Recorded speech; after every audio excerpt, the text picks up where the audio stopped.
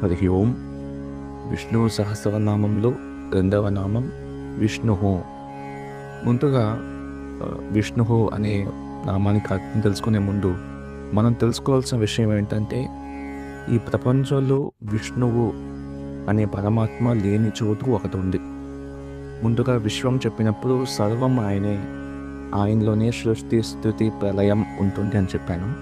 అదేవిధంగా విష్ణువు అనే నామాన్ని చూసుకునేసరికి ఈ ప్రపంచంలో ఒకే ఒక్క చోటులో విష్ణువు అనే ఒక పరమాత్మ లేరు.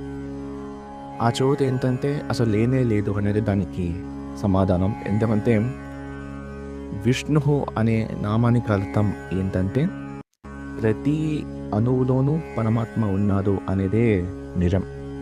ఏ విధంగా విశ్వం అనే నామానికి చెప్పినట్టు ఈ సృష్టి స్థితి ప్రళయం అన్నిటికీ విష్ణువు యొక్క సంబంధం ఉంది అని ఏ విధంగా చెప్పానో, అదేవిధంగా విష్ణువు అంటే ఆ పరమాత్మ ప్రతి అణువులోనూ ఉన్నాడు అనేది దానికి అర్థం.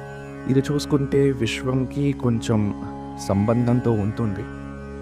కానీ విష్ణువు అనే మాటకు అర్థం ఏంటంటే మనం చూసే ప్రతి విషయంలోనూ ఆ పరమాత్మ ఉన్నాడు. మనం చూసే ఒక రాయి కానీ, అదేవిధంగా మనం చూసే ఏ వస్తువైనా సరే దాంట్లో శ్రీమన్నారాయణుడు అణువణువుగా ఉన్నాడు అనే మాటకే విష్ణువు అనే నామానికి అర్థం.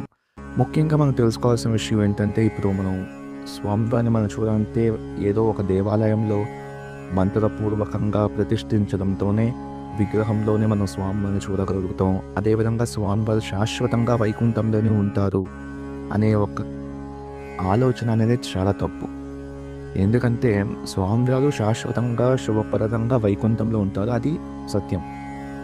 కాబట్టి మనం తెలుసుకోవాల్సిన విషయం ఇక్కడ ఏంటంటే, ఈ విష్ణువు అనే నామం ఏం చెప్తుందంటే, ఏ స్వామివారు వైకుంఠంలో ఉన్నారో అదే స్వామివారు మనలో పరమాత్మగా ప్రతి మనిషిలోనూ లీనమై ఉన్నారు అనే విషయాన్ని మనం తెలుసుకోవాలి. కాబట్టి ఈ విష్ణువు అనే నామాన్ని మనకి పెద్దగా మనకి ఈ సహస్రనామంలో రెండవ నామంగా ఇచ్చారు.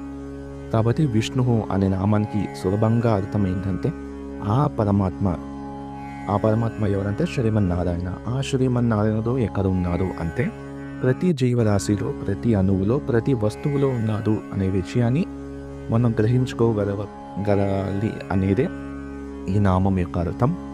మళ్ళీ రేపు ఇంకొక నామం వషట్కారః అనే నామంతో మనం అర్థం తెలుసుకుంటాం. హరి ఓం.